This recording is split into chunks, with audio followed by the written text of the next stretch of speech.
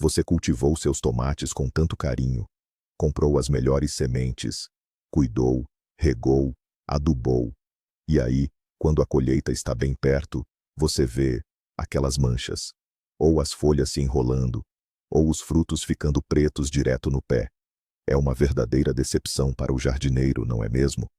Mas o que realmente está acontecendo com seus amados tomatinhos? Neste vídeo, vamos desvendar os principais mistérios. Hoje, falaremos dos 7 inimigos mais comuns e traiçoeiros da safra de tomate. Você vai aprender a identificá-los logo de cara. E o mais importante, como combatê-los. E às vezes, até prevenir que apareçam. Os tomates vieram de longe para chegar até nós. Eles têm origem em regiões quentes. Por isso, amam calor e sol. Mas como todo ser vivo, eles adoecem.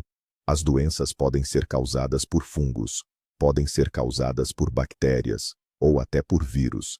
E às vezes, o problema nem é uma infecção. É fundamental entender isso, porque é disso que depende o tratamento correto. Então, conheçam o nosso principal vilão. O número 1 na lista de inimigos da sua colheita de tomate é a requeima, cientificamente conhecida como Phytophthora. Uma palavra feia, não é? Mas o que ela faz é ainda pior. A requeima é uma doença fúngica, e ela se espalha com uma velocidade incrível, como um incêndio florestal. Especialmente quando o tempo está úmido, quente e úmido, as condições perfeitas para a requeima. Como reconhecê-la? Fiquem extremamente atentos. Os primeiros sinais costumam aparecer nas folhas inferiores. Vocês verão manchas úmidas, irregulares. Elas escurecem rapidamente, ficando marrons. Aos poucos, as manchas aumentam, atingem os caules, e depois passam para os próprios frutos. Nos tomates, a requeima aparece como manchas marrons, duras e desiguais. Podem ter tamanhos variados, e rapidamente tomam conta de todo o tomate. Muitas vezes, a requeima é confundida com outras manchas, mas a sua principal diferença é a velocidade e aquela borda úmida característica da mancha. Se virem estes sintomas, ajam imediatamente. Não há um minuto a perder. Afinal, em apenas alguns dias, a requeima pode destruir toda a sua colheita, todo o seu trabalho. É um verdadeiro pesadelo para qualquer jardineiro. Como combater esta praga? Falaremos disso um pouco mais tarde. Mas lembrem-se, a prevenção aqui é a sua melhor arma. Agora, vamos falar sobre a podridão apical. E aqui, há um detalhe importante, porque a podridão apical não é uma doença. Sim, ouviu bem. Não é uma infecção, nem fungo, nem bactéria. A podridão apical é um distúrbio fisiológico ligado à nutrição da planta, ou, mais precisamente, à assimilação desses nutrientes. Como identificar a podridão apical? É muito fácil de reconhecer. O problema só se manifesta nos frutos, geralmente em tomates verdes ou que estão a começar a amadurecer. Na ponta do fruto, no lado oposto à flor.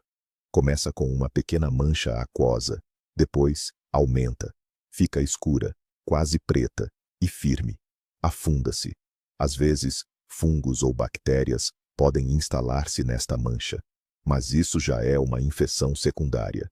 A causa não está neles. Por que razão isto acontece? A principal causa é a falta de cálcio no fruto. O cálcio é essencial para a formação das paredes celulares. Se faltar, as células na ponta do fruto simplesmente colapsam. Mas por que razão a planta pode não ter cálcio suficiente? Na maioria das vezes, o problema não é a falta de cálcio no solo, mas sim a planta não conseguir absorvê-lo. A culpa pode ser da rega irregular. Quando o solo ora seca, ora fica encharcado. As raízes sofrem e não conseguem transportar o cálcio para onde é necessário. Altas temperaturas também dificultam a absorção de cálcio. Excesso de adubos azotados também. É por isso que pulverizar com fungicidas contra a podridão apical é completamente inútil. Está apenas a perder tempo e dinheiro. Compreender isto já é meio caminho andado para resolver o problema. Agora vamos falar sobre o oídio. Este inimigo também é de origem fúngica, e identificá-lo é bem fácil. Imagine que alguém polvilhou farinha cuidadosamente nas folhas dos seus tomateiros. É mais ou menos assim que o oídio se apresenta na fase inicial. Você verá uma camada esbranquiçada ou acinzentada. Geralmente aparece primeiro na parte superior das folhas, talvez nos caules. Essa camada tem uma aparência de pó. Com o tempo, pode ficar mais densa e se espalhar por toda a planta. Se nada for feito, as folhas sob essa camada começam a amarelar, enrolar e, eventualmente, secam e caem. O oídio se desenvolve ativamente em certas condições. Ele gosta de variações de temperatura, por exemplo, quando está quente durante o dia e fresco à noite, e de uma certa umidade, nem muito alta, nem muito baixa. É comum em estufas, onde pode haver falta de ventilação, ou ar estagnado, ou em plantios muito densos. O oídio enfraquece a planta, que gasta energia lutando contra o fungo em vez de formar frutos. A produtividade diminui, e os próprios frutos podem ser menores ou ter dificuldade em se desenvolver. Diferente da requeima, o oídio raramente mata a planta rapidamente, mas a esgota severamente, tornando-a presa fácil para outras doenças e pragas. Combater o oídio também deve ser feito a tempo, aos primeiros sinais. Variedades resistentes, boa ventilação e rega moderada são a base. Mas se a camada já apareceu, existem produtos específicos, tanto biológicos quanto químicos. A escolha depende do grau de infestação e das suas preferências. Mas o principal é não deixar a situação piorar. Caso contrário, seu arbusto de tomate exuberante pode se transformar em um esqueleto triste. O próximo na nossa lista é a septoriose, ou, como também é conhecida, mancha branca das folhas. Este fungo ataca principalmente as folhas dos tomates, e faz isso de maneira bastante sorrateira. Como diferenciar a septoriose de outras manchas? Observe a forma e a cor das manchas. Na septoriose, surgem manchas pequenas e arredondadas nas folhas. Inicialmente, podem ser aquosas. Depois, o centro clareia, ficando quase branco ou cinza claro, e na borda, há uma margem escura e bem definida. Frequentemente, no centro da mancha clara, é possível ver um pequeno ponto preto. Estes são os corpos frutíferos do fungo, chamados picnídeos. Parecem minúsculos pontos pretos. A septoriose, como muitas outras doenças fúngicas, adora a umidade. Ela se desenvolve bem em condições de alta umidade, com chuvas frequentes ou orvalho abundante. Os esporos do fungo são levados pelo vento e por gotas de água. A infecção geralmente começa nas folhas inferiores e avança gradualmente pela planta. Um ataque severo de septoriose leva ao amarelamento e queda prematuros das folhas. A planta perde sua massa verde. A fotossíntese é prejudicada. Isso enfraquece muito a planta. A produtividade diminui. Os frutos podem ser pequenos ou nem sequer amadurecer. É possível combater a septoriose.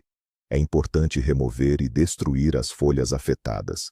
Não deixar restos de plantas no canteiro após a colheita. Praticar a rotação de culturas e, se necessário, aplicar fungicidas. Ao primeiro sinal das manchas características, comece a agir. Caso contrário, você pode perder uma parte significativa da folhagem e, consequentemente, da colheita. Agora, vamos falar sobre um fenômeno bastante desagradável, a murcha. E aqui, existem nuances, pois ela pode ser causada por diferentes motivos. Uma das mais comuns é a murcha por Fusarium. Esta é mais uma infecção fúngica que penetra na planta através das raízes. Como se manifesta o Fusarium? Geralmente, os sintomas começam a aparecer em um lado da planta, ou em galhos isolados. As folhas inferiores começam a perder o turgor, ou seja, murchar, ficar amareladas e secar gradualmente. Além disso, se você cortar o caule longitudinalmente, pode observar um escurecimento amarronzado nos vasos. O fungo bloqueia o sistema vascular da planta. Água e nutrientes simplesmente não conseguem subir para as folhas e frutos. Muitas vezes, jardineiros inexperientes, ao verem folhas murchas, começam a regar a planta abundantemente, pensando que ela simplesmente precisa de mais água. Mas isso não ajuda, porque o problema não é a falta de água no solo, mas sim a planta não conseguir transportá-la. Regar em excesso, neste caso, só piora a situação, criando condições ainda mais favoráveis para o desenvolvimento do fungo no solo. O fungo causador do Fusarium vive no solo e pode permanecer lá por anos. O Fusarium é especialmente perigoso em estufas, onde o cultivo de tomate acontece no mesmo lugar todos os anos, sendo transmitido através de restos de plantas ou solo contaminado. Salvar uma planta severamente afetada por Fusarium é praticamente impossível. A melhor solução é a prevenção, o uso de variedades resistentes, a desinfecção do solo por calor na estufa ou a substituição completa do solo, e o respeito à rotação de culturas. Se você identificar sinais de Fusarium em uma planta, o melhor é removê-la imediatamente, juntamente com o torrão de terra, para que o fungo não se espalhe por todo o canteiro, porque este inimigo é muito resistente e traiçoeiro. Continuando com o tema da murcha, vamos abordar outro agente causador, a murcha de Verticillium. Ela também é causada por um fungo que vive no solo e que penetra na planta pelas raízes. Os sintomas da murcha de Verticillium são muito semelhantes aos da murcha de Fusarium. A planta começa a murchar. As folhas ficam amarelas e secam, geralmente começando pelas inferiores. E, frequentemente, observa-se que apenas um lado da planta, ou um ramo específico, é afetado. Isso acontece porque o fungo obstrui os vasos da planta, prejudicando o fluxo de água e nutrientes. Mas existem diferenças em relação à murcha de Fusarium. Na murcha de Verticillium, o amarelamento e a murcha das folhas podem não ocorrer de forma uniforme, mas em áreas isoladas entre as nervuras. Podem aparecer na folha zonas amareladas em forma de V, com a ponta do V apontando para a base. Se você cortar o caule da planta afetada, também verá o escurecimento dos vasos. Mas ele pode ser menos acentuado do que na murcha de Fusarium e ter uma tonalidade marrom esverdeada. A murcha de Verticillium, assim como a de Fusarium, prefere temperaturas mais quentes, mas pode se desenvolver mesmo em temperaturas mais baixas do que a murcha de Fusarium. Ambas as doenças são frequentemente confundidas, e o tratamento é semelhante. Como o fungo está no solo e dentro da planta, combatê-lo é muito difícil. Assim como no caso da murcha de Fusarium, a melhor estratégia contra a murcha de Verticillium é a prevenção. Escolha variedades resistentes, pratique a rotação de culturas e não cultive tomate no mesmo local por vários anos seguidos. Se a doença aparecer, remova e destrua as plantas afetadas. Infelizmente, ainda não existem métodos de tratamento eficazes que salvem completamente a planta doente. Por isso, concentre todos os seus esforços na prevenção da infecção. E por fim, o sétimo item da nossa lista, mas não menos perigoso, é o vírus do mosaico do tomateiro. E aqui a história é completamente diferente, porque não é um fungo, nem uma bactéria. É um vírus. Como se manifesta o mosaico? O nome já diz tudo. As folhas da planta afetada ficam manchadas. Aparecem áreas alternadas de verde claro e verde escuro, parecendo um padrão de mosaico. As folhas podem deformar-se, enrolar-se, ficar pequenas. A planta inteira parece debilitada e o crescimento retarda. O mosaico também pode manifestar-se nos frutos. Podem ficar irregulares, pequenos ou ter uma coloração desigual ao amadurecer. A produtividade diminui drasticamente em caso de infecção viral, e a qualidade dos frutos piora. O vírus do mosaico é muito contagioso e transmite-se facilmente. Pode ser transmitido através de sementes infectadas, pelo solo ou até mesmo por ferramentas de jardinagem. O vírus espalha-se com particular facilidade durante o manuseio das plantas ou outros danos mecânicos. Se você manuseou uma planta doente e depois uma saudável, o vírus passará. Além disso, Alguns parasitas podem ser vetores do vírus, por exemplo, pulgões ou tripes. O mais desagradável é que as doenças virais são praticamente incuráveis. Se a planta for infectada, já não há cura. A única forma de combater é remover e destruir as plantas infectadas imediatamente, assim que surgirem os primeiros sinais, para que o vírus não se espalhe para os pés vizinhos. A prevenção do mosaico inclui o uso de sementes saudáveis, sendo melhor comprá-las de produtores confiáveis. Manter a higiene na estufa e nos canteiros, desinfecção das ferramentas e o controle de pragas que podem transmitir o vírus. Lembre-se, se vir o padrão de mosaico nas folhas, é um sinal de alerta. A sua colheita está em risco. Mas vamos voltar aos momentos mais críticos, aquelas situações em que parece que não há mais solução.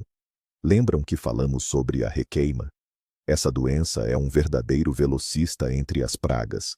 Ela pode se desenvolver tão rapidamente que você não tem tempo de reagir, principalmente depois de uma chuva quente ou numa manhã de neblina. Literalmente, de um dia para o outro, as folhas e frutos afetados podem se transformar numa massa úmida e podre, e se não for controlada a tempo, ela se espalha para todos os pés de tomate. É uma ameaça total e devastadora. Aqui, cada minuto conta, mas aqui está a grande virada. Lembram da podridão apical? Aquelas manchas pretas na ponta dos frutos. Muitos produtores veem isso e logo pensam: ah, é fungo, tenho que usar fungicida urgente, e já correm para os fungicidas. Mas como já falamos, isso é um erro. Não é uma infecção. É um problema nutricional. Falta de cálcio, geralmente causada por estresse da planta, irrigação inadequada, calor excessivo ou excesso de adubação. Entender isso muda tudo. Você não está combatendo um fungo. Você está resolvendo um problema de manejo, de como cuidar da planta. É preciso normalizar a rega. Talvez seja necessário aplicar cálcio, ajustar a adubação. É aí que está o verdadeiro X da questão.